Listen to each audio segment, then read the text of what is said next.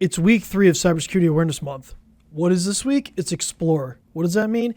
It means finding a career in cybersecurity. Now, it could be a second career for somebody, or it could be just getting your children or kids that you know involved in cybersecurity early in school to figure out if that's a career path they want to go. And just a spoiler alert, you don't even have to go to college for some jobs. So let's talk about it.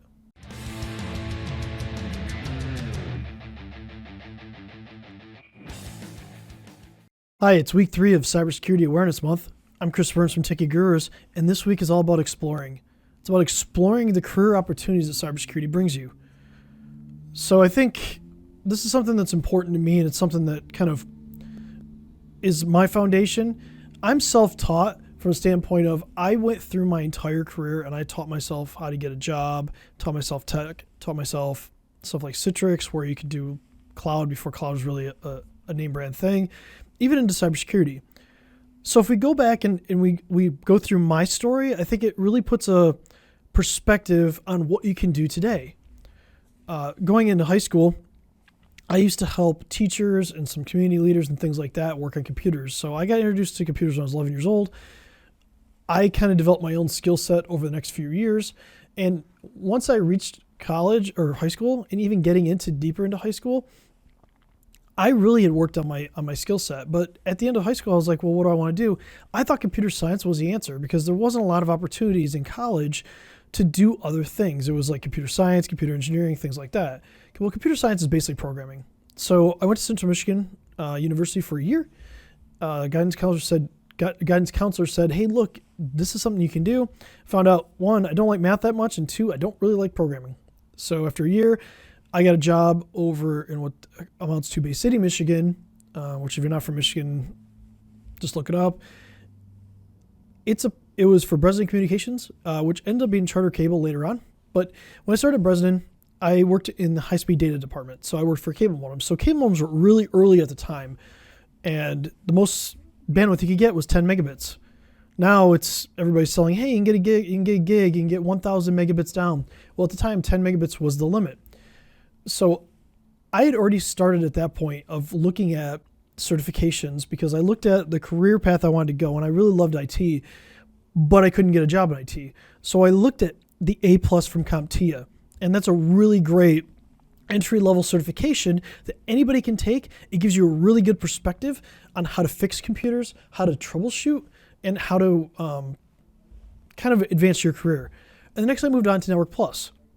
Network Plus gave me the networking fundamentals I thought I needed for moving my career forward. So I applied for some jobs, didn't get anything. So I kept working there. I actually went to Saginaw Valley for a year. I thought computer engineering was the thing. I really don't like math. Again, we'll go back to that. So I kind of changed my course and I started going to Delta Community College. And I was like, I didn't know what to do. So I started taking business classes because I was like, well, you know what? I can do the tech part without having a degree, but I want to have a good background on other things, something that's complementary to technology, and business was where I went. So during that, I started doing Microsoft certifications. So I'd already got my CompTIA A+ and Network Plus. I started doing Microsoft certifications, started applying for jobs, couldn't get a job. I had well over 100 rejection letters at one point, and it was all about you need experience. So for me, I was like, well, how am I getting experience? Some of them wanted 10 years experience. I'm 21 years old. There's no way I'm going to be able to do this. So I kept going and going and going. I moved on. I went to XO Communications. I worked in the high-speed data department there as well. I did provisioning. I did some customer service stuff. I did some troubleshooting on the internet over the internet and over the phone with people. So all this kind of led to establishing a really good rapport with people on the phone, being able to help them get through whatever problem it was on the phone. In 2004, in January 2004, I started applying for jobs in Metro Detroit. Now I was still working in Saginaw at the time, so it's about 2.5 hour drive depending on where you're going. I had to call in sick to work and take days off to drive to these interviews. Now I went to more than 5 interviews. The one company that offered me a position was an entry-level help desk position, and I took it. Now it was a pay cut for me at the time, so I moved on to Metro Detroit, a more expensive area, took a pay cut. So this is tough for me. But I was fortunate in the fact that I bet on myself. So I knew the information. I knew I could apply it. So I bet on myself. So I moved down here Within 6 months, one, I'd met my future wife, Angie, which was awesome. She helped me through so much with just the changes in career. But then in 6 months, I was out in the field. I had moved on from being help desk analyst to being a field engineer in 6 months. And a lot of that is because I was already prepared. I already had the information in my head. I already knew what I was doing. It's just the fact that I just needed a chance. I needed an opportunity. So go forward until 2007. I had a little bit of falling out with that company, so I moved on to a different company. Same sort of role. Unfortunately, it was 45 minutes away. I had to drive. Angie and I just got married. And it kind of was a strain because in the winter around here, it can be a little tough with traffic. So I learned a lot there too as well. And then I moved on to where I got a job in enterprise IT doing Citrix for a healthcare provider. So what happened is they would actually take in all the servers and computer systems and everything like that for hospitals or medical facilities, and we would run their IT. They would stay at the hospital and we would manage it for them. So I spent 8 years there. In 2008, we started Techie Gurus. I worked part-time, we'll do air quotes here, in Techie Gurus for 8 years until I went full-time in 2016. I was a Citrix architect. I worked a ton of hours there. I worked inside the company. We built the company up until I finally went full-time in 2016. Around 2017 and 2018, I realized that cybersecurity was really the future and where we needed to go because of the things that were happening. So I started transitioning the company a little bit more and more towards that. In 2020, I got my CISSP. So I went out, I studied all of 2020. Actually, I got it in 2021, but I studied all of 2020 for most of 2020. Really hit it hard in 2021, and in March I got that. And that's the evolution of my career. That's evolution of taking Techie Gurus from being just an IT provider to being one that we can offer cybersecurity services. And a lot of that has to come down to also the hiring practices. So I've hired 2 people from Macomb Community College where they have a really good cybersecurity program. One of them is recently graduated from Walsh, which is awesome, has a bachelor's.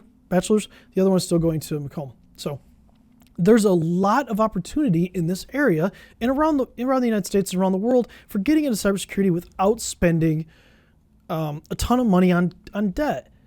Community colleges have really good programs. They have really good support in the community. And with a 2-year degree, you can become a lot of things. Now, if you want to go on to a 4-year degree, that's fine. If you want to get a master's, that's fine. But you don't need to. So if you're struggling in your career and you want to change, there's 600,000 job openings right now that currently aren't filled in cybersecurity. And that's a problem. And it could possibly get worse because as you can see in the news, you see this stuff all the time. We need more people in the field to help move the field forward. This field is very young from the perspective of just technology and just career paths in general. So it's going to be ever evolving. It's going to be evolving at a rapid pace. You could get on that pace now, but you have to start someplace.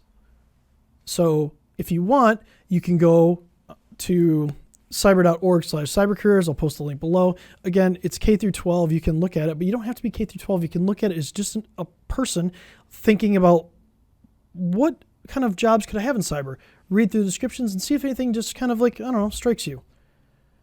So if that doesn't, there's other things that we can do. There's other programs too for children. Cyber Patriot, it's uscyberpatriot.org is a really good organization that is around the United States. I think the Air Force helps out with that.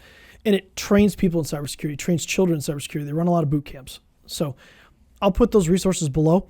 I hope this was informative. I wanted to share my career path because I think it makes a difference for people going forward. And if you have any kind of questions, comments, advice, honestly, I love giving back. I've helped multiple people get into IT. I love giving back to people. I love helping children pick a path. It's something that's passionate for me. Learning is my passion. So helping somebody pick a career that they can, 1, be successful in, but 2, love to do what they do every single day is awesome. So I'm Chris Burns from Techie Gurus. I appreciate you and stay cyber safe.